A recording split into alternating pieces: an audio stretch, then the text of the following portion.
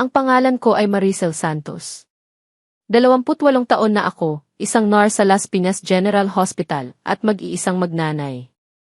Bawat gabi, sinusuot ko ang aking puting uniforme, hinahalikan ang aking 6 na taong gulang na anak na si Sofia sa noo, at lumalabas ng pintuan ng may ngiti sa mukha kahit paulit-ulit kong tinatanong ang sarili ko kung kayang-kaya ko pa ito. Ang sagot sa karamihan ng mga gabi ay, pero may mga gabing hindi ko matukoy kung saan kinukuha ang lakas. Hindi ako lumaki sa marangyang tahanan. Ang aming bahay sa Kamuning, Quezon City ay isang lumang 2 palapag na tirahan na itinayo ng aking lolo Ernesto noong dekada 70. Matanda na ang mga dingding, nangangalampag ang ilang bintana kapag malakas ang hangin, pero puno ng alaala ang bawat sulok. Doon lumaki ang aking ama na si Rodrigo Santos. Doon rin ako lumaki, kasama ng aking kapatid na si Romel na 2 taon ang bata sa akin. Ang aking ina ay si Nena Santos. Tahimik siyang babae. Mapayapa, laging nagsisimba, laging matulungin sa kapitbahay. Pero may uri ng katahimikan ang aking ina na hindi galing sa kapayapaan ng puso, kundi sa takot. Natutukoy ko iyon ngayon. Noon, hindi ko pa naiintindihan. Ang aking lola Karing, o Rosario Santos, ay walang 102 taong gulang, hindi pa umabot sa 53 pulgada ang taas, pero mas mataas siya sa lahat ng tao sa aming pamilya pagdating sa dignidad at katapatan. Siya ang nagturo sa akin na maging matatag. Siya ang pumunta sa ospital nang isinilang si Sofia, kahit hindi namin sinabihan ang aking ama. Siya ang nagbigay ng regalo na sobre na puno ng pera nang magsimula akong mag-aral ng nursing. Wala siyang sinabi. Inilapag lang niya ito sa aking mesa at umalis. Ang aking ama, si Rodrigo, ay isang matatandang lalaki na puno ng mga opinyon tungkol sa kung sino ang nararapat at hindi nararapat. Siya ay diakono sa aming simbahan, palaging nasa unahan sa pag-awit ng panalangin, palaging may magandang salita para sa mga kaibigan. Para sa akin, ibang-iba ang kanyang ugali. Hindi marahas ang salita pero lagi itong malamig. Lagi itong nagtataas ng pader. Nararamdaman ko mula pagkabata na may isang bagay na hindi tama sa paraan ng kanyang pagtingin sa akin, na parang ako ay isang bisita sa sarili kong tahanan, hindi isang anak. Iyon ang buhay ko bago ang mahal na araw ng taong iyon. At pagkatapos ng mahal na araw na iyon, hindi na ako magiging pareho muli. Nang ipinanganak si Sofia, sumabog ang mundo ko. Hindi ko alam kung paano ang mag-alaga ng sanggol, hindi ko alam kung paano pagsabayin ang pagpapasuso at pag-aaral. Lumisan na ang ama ni Sofia, pumunta sa Davao, at hindi na bumalik maliban sa ilang mensahe sa Facebook na puno ng dahilan pero walang responsibilidad. Iniwan niya kaming 2 at hindi ko na siya hinahanapin pa. Ang nagligtas sa amin ay ang aking lola Karing at ang aking tita Marilu, ang kapatid ng aking ina na nagretiro bilang nurse sa Maynila Medical Center. Habang nagtatrabaho ako ng gabi sa Las Piñas General, si Sofia ay natutulog sa guest room ng lola Karing sa Kamuning. Binabasa ni Lola Karing ang kwento-kwento sa kanya bago matulog. Tinuturuan si Sofia ng awiting bahay kubo. Hindi humingi ng kapalit si Lola Karing. Sabi niya, ganyan ang pamilya. Pero hindi iyon ang paniniwala ng aking ama. Isang umaga, ilang buwan matapos akong makapasok sa trabaho bilang regular na empleyado, tinawagan ako ni Rodrigo. Hindi siya nagtatanong. Nagbibigay siya ng utos. Maricel, kailangang magbayad ka ng 5,000 bawat buwan. Gastos ang pag-aalaga kay Sofia, kuryente, pagkain, panahon ng Lola Karing. Utang na loob mo ito sa pamilya. Nanatili akong tahimik sa kabilang linya. Naririnig mo ba ako, dagdag niya. Tatay, sabi ko lang. Hindi ko sinabi ang totoong nararamdaman ko. Hindi ko sinabi na ang aking sahod bilang bagong nurse ay 22,000 bawat buwan lamang. At mula roon ay kailangan kong bayaran ang upa ng aking maliit na studio apartment sa Parañaque, ang pagkain namin ni Sofia, ang diaper, ang gamot, ang lahat. Hindi ko sinabi na ang 5,000 ay halos 1/4 ng aking kita pagkatapos ng mga bawas. Pero nagbayad ako. Bawat ika-5 ng buwan, nagpapadala ako ng cash kay Rodrigo. 5,000. Walang palya. Kahit na minsan ay kulang na ang natitira ko para sa sarili kong mga pangangailangan. Bakit nagbayad? Dahil mahal ko si Sofia at ayaw kong mawala ang lugar na matutulugan siya habang nagtatrabaho ako. Dahil naniniwala pa rin ako sa aking puso na ang pamilya ay nangangailangan ng sakripisyo. At dahil hindi ko pa alam noon ang katotohanang matagal na itinago ng aking pamilya. Tinanggap ko ang kondisyon na iyon sa loob ng mahigit 2 taon. Nagbayad ng walang reklamo. Ngimiti ng walang kasiyahan. At nanalangin na sana ay makita ng aking ama sa isang araw na tao rin pala ako. Hindi iyon nangyari. Sa halip, lumala pa ang lahat. 2 linggo bago ang mahal na araw, nakatanggap ako ng mensahe mula sa aking ama sa Facebook Messenger. Hindi niya kaugalian na mag-message. Karaniwang tumatawag siya ng walang paunawa, inaasahan na sasagutin mo agad. Kaya nang makita ko ang mensahe, naramdaman ko agad na may masama. Maricel, kailangan na nating pag-usapan ang monthly mo. Tumaas na ang lahat ng presyo. Kuryente, tubig, pagkain. 5,000 ay hindi na sapat. 8,000 na simula ngayong buwan. Binasa ko ito ng 3 beses. Nakatayo ako sa locker room ng ospital, pagkatapos ng 12 oras na shift, pagod na pagod, ang aking paa ay namamaga sa loob ng aking sapin. Binago ng mensaheng iyon ang lahat ng nararamdaman ko sa loob ng sandali. 8,000. Halos kalahati ng aking kita. Tinawagan ko siya agad. Tatay, hindi ko kaya ang 8,000. Kailangan ko ring bayaran ang aking upa, ang pagkain. Maricel. Malamig ang kanyang tinig. Si Sofia ay alagaan ng inyong lola. Kung ayaw mong bayaran, pwede kang humanap ng ibang makakatulong sa kanya. Desisyon mo iyan. Naputol ang aming usapan sa isang sandali. Naiintindihan ko ang ibig sabihin ng banta. Kung hindi ako magbabayad, mawawala ang serbisyong iyon. At kung mawawala ang serbisyong iyon, maaaring mawala ang aking trabaho dahil wala akong ibang makakatulong sa gabi. Sumang-ayon ako. Ano pa ang magagawa ko? Pero sa pagkakataong iyon, nagsimulang kumibo ang isang bagay sa loob ko. Hindi galit. Hindi takot. Isang uri ng linaw. Para bang matagal na akong naglalakad sa loob ng makapal na ulap at sa isang sandali, nakita ko ang balangkas ng mga bagay sa dulo. Si Romel, ang aking kapatid, ay nakatira sa bahay ng kamuning ng libre. Walang binabayarang upa. Walang kontribusyon sa kuryente o tubig. Si Romel ay nagtatrabaho bilang part-time mechanic sa Banawe, pero ang pera niya ay sa kanya. Wala siyang obligasyon ayon sa aking ama. Bakit iba ang alituntunin para sa akin? Iyon ang tanong na hindi ko pa masagot noon. Pero nagsimula akong maghanap ng sagot. Nagsimula akong mag-ingat ng mga resibo. Nagsimula akong mag-ipon ng ebidensya ng bawat bayad. Bawat cash transfer, nag-screenshot ako. Dahil naramdaman ko, nang walang maalinlangang dahilan, na darating ang araw na kakailanganin ko ang mga iyon. Isang Miyerkules ng umaga, habang naglalakad ako mula sa merkado pabalik sa aking apartment, nakita ko ang aking ama. Nakasuot siya ng maayos na baro, ay hawak na Manila folder, at lumalabas ng isang gusali sa may Kalye Taft. Ang pangalan ng opisina ay nakasulat sa salamin ng pintuan, Reyes & Villanueva Law Office. Nagpanggap akong hindi siya nakita. Lumiko sa kanto at huminto. Mabilis ang tibok ng aking puso. Bakit pumunta ng law office ang aking ama? Ano ang nasa loob ng folder na iyon? Nang gabing iyon, tumatawid na ako sa sala ng aking apartment nang kumabog ang aking telepono. Si Tita Marilu. Maricel, naririto ka ba? Tita. Isang sandaling katahimikan. Pakikinig ka sa akin ng mabuti, ha? Mababa ang boses ni Tita Marilu na parang ayaw niyang marinig ng kahit sino. Hindi ko masisabi sa iyo ang lahat ngayon. Pero gusto ko lang sabihin sa iyo, itong darating na Sabado ng mahal na araw, sumama ka sa handaan. At umupo ka malapit sa Lola Karing. Huwag kang aalis ng maaga. Kahit anong mangyari. Tita, ano ang... Hindi ko pa pwedeng sabihin. Pero magtiwala ka sa lola mo. Magiging maayos ang lahat. Nag-hang up siya bago pa man ako makapagtanong ng isa pang salita. Nakatayo ako sa gitna ng aking sala, ang telepono sa kamay ko, ang isip ko ay puno ng mga katanungan na walang sagot. Nagtanong ako kay Lola Karing ng sumunod na araw, pero ngumiti lang siya at sinabing, magsimba ka muna, anak.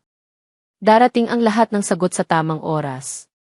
Sa buong linggo bago ng mahal na araw, hindi ako makatulog ng maayos. Nakita ko si Romel sa Facebook na nag-post ng mga larawan ng bagong bag, bagong sneakers. Wala siyang ipinapakitang balisa. Parang wala siyang pinaghahandaan. Pero si Lola Caring, ilang beses ko siyang tawagan, palagi siyang maingat na sumasagot. Minsan, naririnig ko ang banayad na ingay ng papel na parang may tinitingnan siya. Minsan, naririnig ko ang banayad niyang pag-ubo at ang mahinang pi ay nako. Naramdaman ko na may malaking bagay na darating. Hindi ko lang alam kung handa na ba ako. Dumating ang Sabado ng gabi. Maagang nagising ako. 5:00 ng umaga. Hinagod ko ang aking mukha ng tubig, binihisan si Sofia ng kanyang dilaw na damit na inilaan para sa espesyal na okasyon, at nagtungo kami sa kamuning. Ang bahay ay buhay na. Ang aking ina ay nagluluto na ng kanyang kare-kare, ang amoy ay umaalinggaw sa buong sala. Si Tita Linda, asawa ni Tito Boyet, ay nagtatago ng platito sa mesa. Ang mga bata ng kapitbahay ay nagtatakbuhan sa labas. Magsimula ka na ng leche flan, sabi ni Nena sa akin nang pumasok ako. Hindi ito tanong. Utos ito. Nagtungo ako sa kusina at nagsimulang magtrabaho. Pinalo ko ang mga itlog, nilagyan ng gatas, inihanda ang lanera. Niluto ko ang kaldereta, inayos ang mga pinggan, naghugas ng mga tinidor. Sa loob ng 3 oras, nagluto ako ng sapat na pagkain para sa 20 tao. Si Sofia ay sumusunod sa tabi ko. Nanay, pwede ba akong kumain ng leche flan? Pagkatapos ng hapunan, anak. Kailan magiging hapunan? Magtiyaga ka muna. Umiti siya at umalis para maglaro kay Lola Karing na nakaupo sa sala na may rosaryo sa kamay. Nang malapit si Sofia, ibinaba ni Lola Karing ang rosaryo at iniabot ang kanyang mga braso. Halika dito, apo. Sabihan mo si Lola ng iyong mga kwento. Pinagmasdan ko silang dalawa mula sa pintuan ng kusina. Ang matatanda at ang bata. Ang mga kamay ni Lola Karing ay maputi at maraming kulubot, pero matibay pa rin ang hawak niya kay Sofia. May dala siyang luma at nasunog na balat na bag na siya rin ang hawak noong bata pa ako. Hindi ko pa nakikitang itinago ang bag na iyon. Palagi itong kapiling niya. Huminga ako ng malalim. Dumating ang mga panauhin. Si Tito Boyet at Tita Linda. Ang mga kapitbahay na Villarreal na 20 taon na naming kakilala. Ang ilang pinsan mula sa Marikina. Si Pastor John Reyes, ang pari ng aming barangay na may edad na pero malakas pa ang boses. Si Gina, ang kasintahan ni Romel. Nag-aayos ang mesa. Nagtatawanan ang mga tao. Naamoy ko ang bagong luto na lechon na inorder ng aking ama mula sa palengke. Ang bango ng pagkain, ang ingay ng mga boses, ang mainit na hangin ng mahal na araw na Sabado ng gabi, lahat ito ay pamilyar. Lahat ito ay tahanan. Pero may something sa air na hindi karaniwan. Naramdaman ko ito sa aking tiyan. May darating. Nagsimula ang hapunan ng halos 7:00 ng gabi. 22 tao ang nakaupong paikot sa mahabang mesa na pinagsama-sama mula sa sala hanggang sa may pintuan ng labas. Ang mesa ay puno ng pagkain, lechon, kare-kare, menudo, pansit canton, leche flan, buko salad.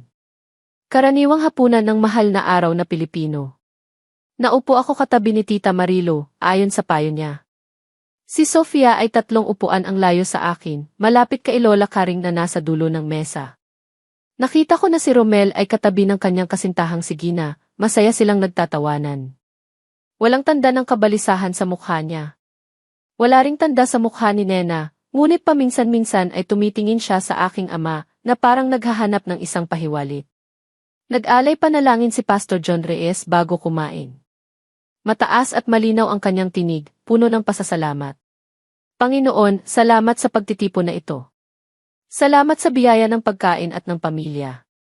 Panatilihin mo kaming nagmamahalan at tapat sa iyong utos. Nang sabihin niya ang salitang itapat, naramdaman ko ang isang bagay na gumalaw sa aking dibdib. Nagsimulang kumain ang lahat. Nagkukwento. Tumatawa. Normal na pagtitipon ng pamilya. Hindi ko inasahang ang lahat ay magbabago sa loob ng 30 minuto. Nang halos matapos ang unang pinggan ng bawat isa, tumayo si Rodrigo. Binuksan niya ang kanyang baso ng Coke at tinuktok ito sa kutsilyo. Tahimik ng unti-unti ang mesa. Gustong sabihin ng inyong ama ng ilang bagay, sabi niya. Mahinahon. Maayos. Parang isang anunsyo lamang. Tumingin ang lahat sa kanya. Inilabas ni Rodrigo ang isang makapal na sobre mula sa kanyang sombrerong inilapat sa upuan. Binuksan niya ito ng maingat, tulad ng isang taong alam ang epekto ng bawat galaw niya. Inilabas ang ilang papel at isinampay sa mesa para makita ng lahat. Ang bahay na ito, sabi niya, ay dapat manatili sa tunay na pamilya. Iyon ang unang tinik. Tunay na pamilya.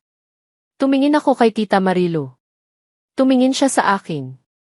Wala siyang sinabi, pero ang kanyang mga mata ay nagsasabing, heto na. Pinulot ni Rodrigo ang mga papel at ipinagsalisa sa mesa para makita ng lahat. Dokumento ito.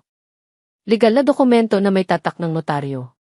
Nakita ko ang mga salita sa itaas, Deed of Donation Transfer of Title. Ang bahay na ito ay ipinagkaloob sa akin ng aking ama, sabi ni Rodrigo, ang kanyang boses ay formal, tulad ng nagsasalita sa isang pulong. At ngayon, nais ko itong ilipat sa pangalan ng aking anak na lalaki, si Romel Santos. Ilang sandaling katahimikan. Pagkatapos ay nagsimulang mangisap ang mga mukha ng mga tao. Kaya ang mga papel na ito, patuloy niya, ay ang Deed of Donation na inihanda ng Reyes at Villanueva Law Office. Mayroon din kaming proseso sa Registry of Deeds sa Quezon City. Lahat ay legal. Lahat ay maayos. Naramdaman ko ang pag-igting ng aking katawan. Hindi dahil sa ari-arian. Hindi dahil gusto ko ang bahay na iyon. Ang igting ay dahil sa kung ano ang hindi pa niya sinasabi pero ramdam kong darating. Nangusap si Tito Boyet, Rodrigo, pinag-usapan mo ba ito ni nanay? Tinanggal ni Rodrigo ang kanyang salamin. Pinunasan ito sa kanyang baro na parang may oras siya sa lahat ng ito. Si nanay, sabi niya, ay matanda na. Hindi na siya malinaw ang pag-iisip tulad ng dati. Ang mga desisyon tungkol sa pag-aari ay nasa akin na ngayon. Sa dulo ng mesa, hindi kumibo si Lola Karing. Nakabatak siya sa kanyang upuan, ang kanyang luma at mamantika na bag na hawak sa kanyang kandungan. Nakita ko ang kanyang mga mata. Walang takot. Walang galit. Malamig ang kanyang tingin, tulad ng isang tao na naghihintay lang sa tamang sandali. Nagpatuloy si Rodrigo. Si Romel ang magmamana ng bahay na ito. Siya ang mag-aalaga rito. Siya ang magiging ulo ng pamilya pagkatapos ko. Pero ang nanay mo, sabi ni Tita Linda. Magiging maayos si nanay, putol ni Rodrigo. Tumingin si Romel sa aking direksyon. Nakita ko sa kanyang mukha ang kakaibang halo ng pagkalito at kasiyahan. Hindi siya tumatanggi. Hindi siya tumatalo. Nakatango lang siya, para bang ito ay katotohanan na niya matagal nang alam. Nais ko sanang tumayo at lumabas. Pero naalala ko ang sinabi ni Tita Marilu, umupo ka malapit sa lola mo. Huwag kang aalis ng maaga. Kaya nanatili ako. Hawak-hawak ang gilid ng mesa. Hinihintay ang susunod na salita. Nang matapos ang anunsyo tungkol sa bahay, akala ko tapos na ang pahayag ni Rodrigo. Ibang-iba ang nangyari. Bago siya muling umupo, tumingin siya sa aking direksyon. Matagal. Parang sinusukat niya ang malayo bago humakbang. Mayroon pang isa, sabi niya. Naramdaman ko ang hangin sa aking paligid ay biglang naging malamig. Si Maricel, sabi niya, ang kanyang tinig ay kalmado na parang nagsasalita siya tungkol sa panahon, ay hindi kabilang sa paglilipat na ito. Wala siyang bahagi sa bahay na ito. Dahil hindi siya tunay na miyembro ng pamilyang ito. Tahimik ang lahat. Narinig ko ang tinig ng isang tinidor na nahulog sa plato ni Nena. Hindi dramatic. Maliit na tunog lang iyon. Pero para sa akin, iyon ang pinakamaingay na tunog sa buong silid. Noong 2001, sinabi sa akin ng iyong ina, patuloy ni Rodrigo, ang tinig ay maayos na hindi ka aking anak na dugo. Matagal na akong nanahimik tungkol dito. Pero ngayon, sa harapan ng lahat ng narito, kailangan kong sabihin ang katotohanan. Hindi ko maaaring pamanahan ang isang taong hindi ko anak. 32 pares ng mata ang tumingin sa akin. Ang mga Villarreal. Si Pastor John, si Tito Boyet. Ang aking mga pinsan. Si Gina. Si Romel. At si Sofia, 3 upuan ang layo sa akin, nakasuot ng dilaw na damit, na tumingin sa akin na may mga matang hindi pa nakakaunawa pero nararamdamang may hindi tama. Tumayo ako ng dahan-dahan. Naramdaman ko ang aking mga hita ay nanginginig. Tatay, sabi ko, ano ang ibig mong sabihin? Naiintindihan mo naman ako, sagot niya. Hindi na kailangang ipaliwanag pa. Pagkatapos ay naramdaman ko ang maliit na kamay sa aking braso. Lumingon ako. Si Sofia, lumayo na siya sa upuan niya at nakatayo sa tabi ko, tumitig sa akin ang kanyang mga mata na puno ng katanungan. Nanay, bulong niya, hindi ba tayo pamilya nila? Iyon ang pinakamahirap na sandali sa aking buhay. Hindi ang mga salita ng aking ama. Hindi ang mga nakatingin sa akin. Ang pinakamasakit ay ang tanong ng aking anak na hindi niya dapat kailangang itanong. Iniabot ko siya kay Tita Marilu. Niyakap siya nito ng mahigpit. At naramdaman ko sa aking katawan na isang bagay na dati ay malambot ay naging bakal. Habang nakatayo ako sa tabi ng mesa, nararamdaman ko ang tingin ng 20 tao. Ilang sandali ko inisip kung ano ang sasabihin ko. Hindi galit. Hindi luha. Isang uri ng kapayapaan ang lumagay sa aking dibdib, tulad ng nangyayari kapag tapos na ang matagal mong pinaghihinalaang bagyo at naramdaman mo na lang ang hangin pagkatapos. Nena, sabi ko, tumingin sa aking ina na nakabagsak ang tingin sa kanyang plato. Totoo ba ito? Hindi sumagot si Nena. Nagpatuloy lang siya sa pagtingin sa kanyang plato, at sa mga sandaling iyon, nakita ko sa kanyang mga balikat ang bigat ng isang bagay na matagal na niyang binabata, ngunit hindi kayang itapon. Pasensya na, Maricel, bulong niya sa huli. 2 salita. Pasensya na. Hindi totoo. Hindi't nagkakamali siya. Pasensya na lang. Iyon ang pagkumpirma na hindi ko inasahang kailangan pang kumpirmahin. Bago pa man ako makapagsalita muli, narinig namin ang ingay ng upuan na nagkagalaw sa dulo ng mesa. Dahan-dahang tumayo si Lola Karing. Mabagal ngunit tiyak ang bawat hakbang niya. Walang nagawa. Parang lahat ay naghintay nang hindi nalalaman na naghihintay sila. Iniabot ni Lola Karing ang kanyang dating mamantika na bag sa mesa. Binuksan niya ito ng maingat, ang kanyang mga kamay na may kulubot ngunit kailanman ay hindi nanginginig. Naghalungkat siya sa loob ng bag at inilabas ang isang dilaw na sobre na malinaw na matagal nang nakatago. Naluma na ang papel, medyo lutang na ang gilid pero buo pa rin. Itinaas niya ito sa ere para makita ng lahat. Rodrigo, sabi niya, at ang kanyang mababang tinig ay nakarating sa bawat sulok ng silid ng walang pag-iyak, bago mo tapusin ang iyong ginagawa, mayroon kang dapat marinig. Tumingin si Rodrigo sa kanyang ina. Nakita ko sa kanyang mukha ang unang tanda ng pagkalito. Nanay, hindi. Umupo ka, sabi ni Lola Karing. Hindi ito pakiusap. Umupo si Rodrigo. Nilapag ni Lola Karing ang sobre sa mesa. Pinalipas niya ang kanyang kamay ng isang beses sa ibabaw nito na parang binibigyan ito ng pahintulot na magsalita. Pagkatapos ay tumingin siya sa bawat tao sa mesa, isa-isa. 25 taon, sabi niya. Naghintay ako ng 25 taon para sa sandaling ito. Ibinukas ni Lola Karing ang dilaw na sobre ng maingat. Inilabas niya ang 2 papel na nakatiklop. Ang isa ay mukhang lumang sulat kamay sa linya papel.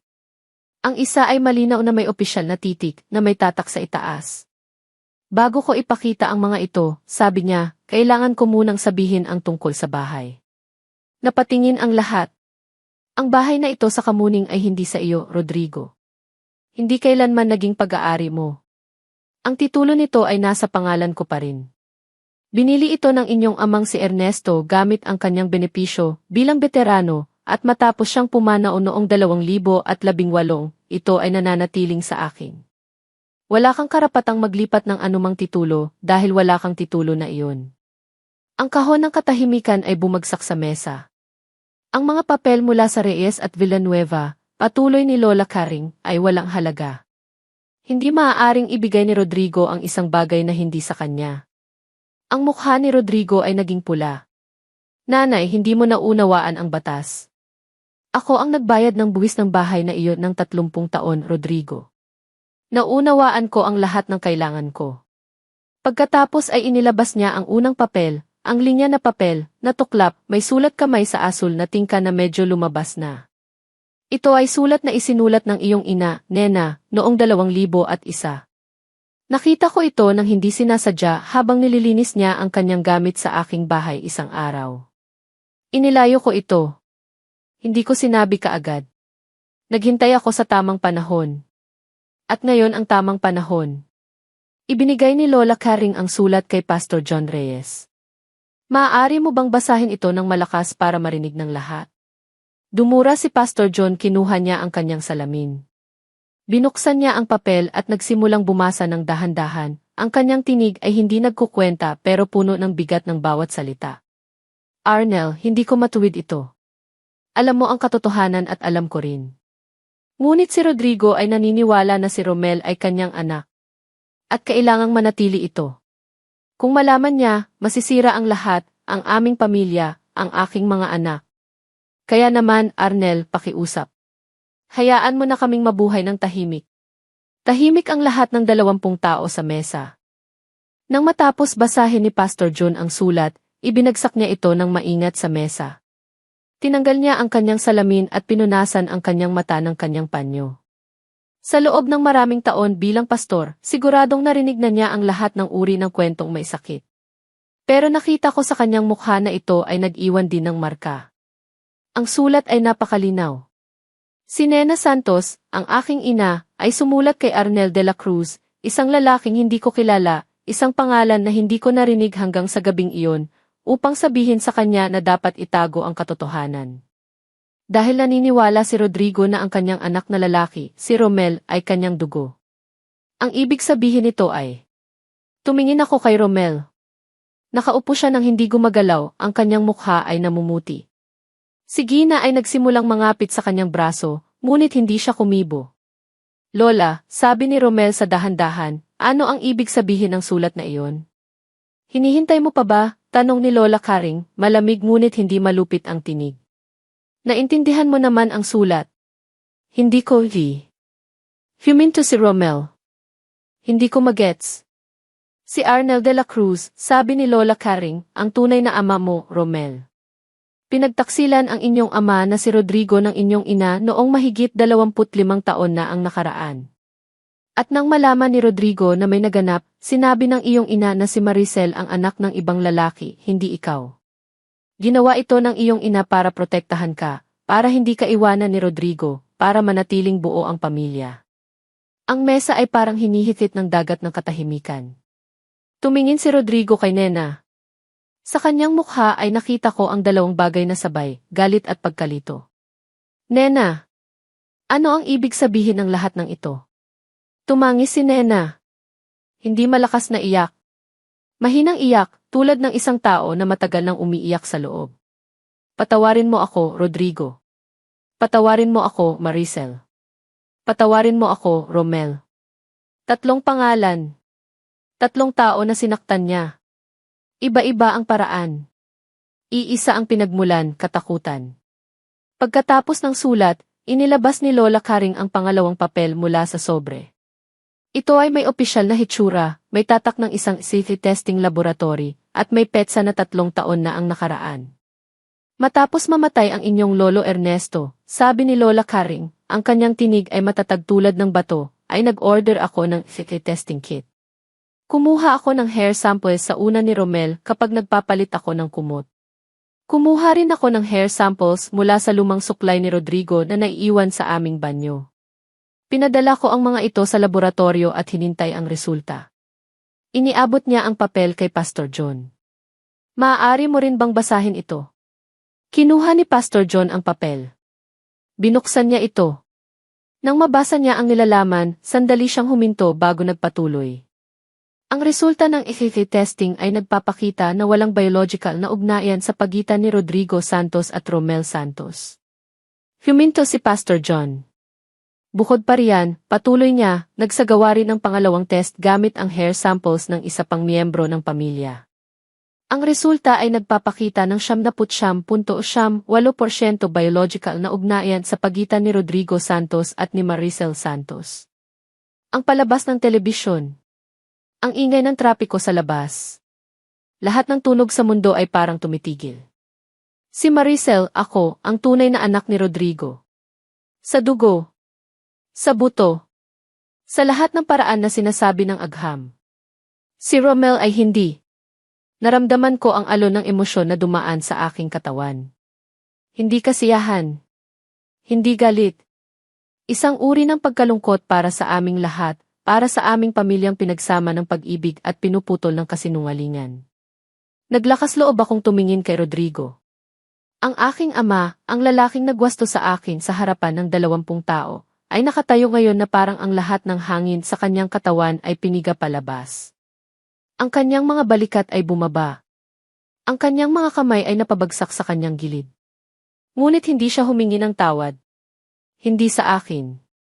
Iyon ang bahagi na pinakamatagal kong pinigilan sa pag-iyak.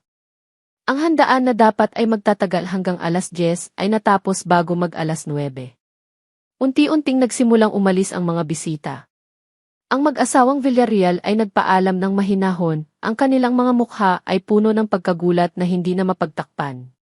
Si Tito Boyet ay umakbay sa aking ama sa sandali, ngunit hindi sila nagpalitan ng maraming salita. Si Tita Linda ay pinaligiran ng kanyang mga kamay ang aking ina ng ilang segundo bago umalis. Si Gina ay umuwi ng mag-isa, naiwan si Romel sa mesa. Si Pastor John ay hindi agad umalis. Naupo siya malapit sa aking ama. Rodrigo, sabi niya, ang kanyang tinig ay mahinahon ngunit tiyak, bilang lider ng ating komunidad, kailangan tayong mag-usap. Ang mga nangyari ngayong gabi ay hindi lamang usapin ng pamilya. Naapektuhan ang iyong posisyon bilang diakono. Hindi sumagot si Rodrigo. Nakatayo lang siya sa may dingding, ang mukha ay nakaharap sa labas ng bintana. Hihingi kita ng pahinga mula sa iyong tungkulin sa simbahan habang hindi pa naaayos ang lahat ng ito, patuloy ni Pastor John, hindi ito parusa. Ito ay pagbibigay ng espasyo para pagalingin ang sarili. Pagkatapos ay lumabas si Pastor John at naiwan kami ng pamilya. Nakaupong magkasama sa sala, lahat ng salita ay parang nasunog na. Si Romel ay hindi pa gumagalaw mula sa mesa. Tumingin siya sa akin sa isang sandali. Ate, sabi niya, ako ba ay? Kapatid mo pa rin ako, sabi ko agad, bago pa niya matapos ang tanong. Kahit anong sabihin ng papel, kapatid mo pa rin ako. Hindi siya sumagot. Pero nakita ko sa kanyang mukha ang isang bagay na lumambot. Si Nena ay nagsimulang maglinis ng mesa. Gawin niya iyon kapag hindi niya alam ang gagawin, gumagawa ng maliit na bagay para hindi niya kailangang harapin ang malalaking bagay. Ngunit ngayong gabi, walang sapat na pinggan ang malilinis para makalimot sa lahat ng naihayag. Kinuha ko si Sofia mula kay Tita Marilo at inihiga sa guest room. Yumakap siya sa akin ng mahigpit. Nanay, mahal ka ni Lola Karing, bulong niya. Anak, sagot ko. Mahal niya tayo. At iyon, sa lahat ng nangyari sa gabing iyon, ang pinakatunay. Sa mga araw na sumunod sa gabing iyon, nagsimula akong gumawa ng mga desisyon na matagal ko nang ipinagpaliban. Una, hininto ko ang pagbabayad ng 8,000 bawat buwan. Walang pasabi sa telepono. Isinulat ko ito sa isang maikling mensahe sa aking ama sa Facebook. Tatay, simula ngayon, hindi na ako magpapadala ng buwanang kontribusyon. Ang pera ay para na rin sa aking anak at sa aming kinabukasan. Hindi na ako naghintay ng tugon.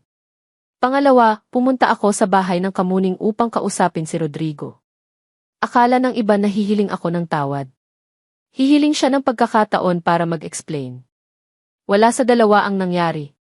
Tatay, sabi ko sa kanya sa sala habang nakaupo ang aking ina sa sulok na tahimik, mayroon akong 3 panuntunan. Una, huwag mong banggitin ang aking pinagmulan sa harapan ni Sofia. Pangalawa, kung gusto mong makita ang aking anak, kailangan ng respeto sa lahat ng oras. Pangatlo, humanap ka ng counseling. Kailangan mo ito. Nanatiling tahimik si Rodrigo.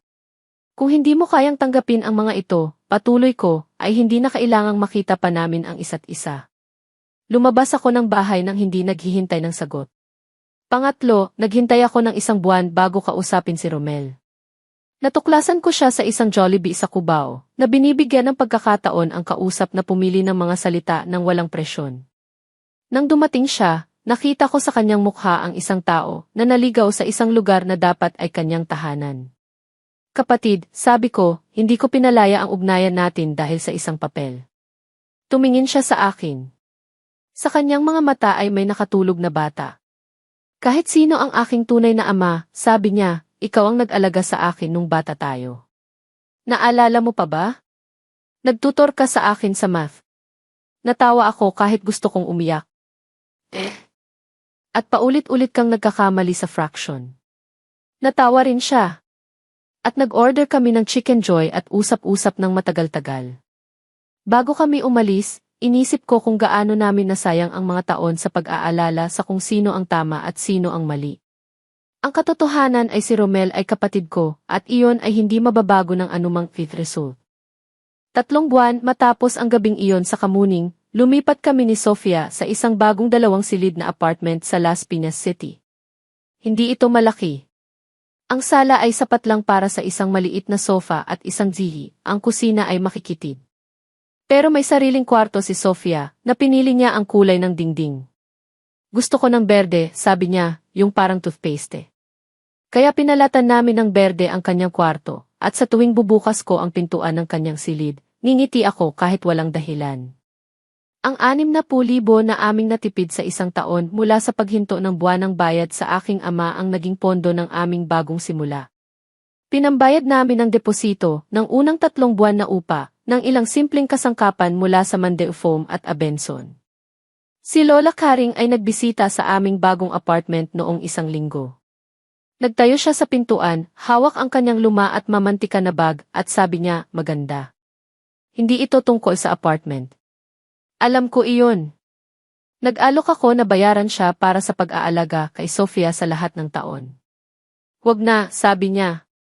Ganyan ang pamilya. Iyon ang 2 beses na sinabing iyon sa akin, at sa 2 pagkakataon, naintindihan ko na ang salitang iyon ay hindi tungkol sa dugo. Tungkol ito sa pagpili.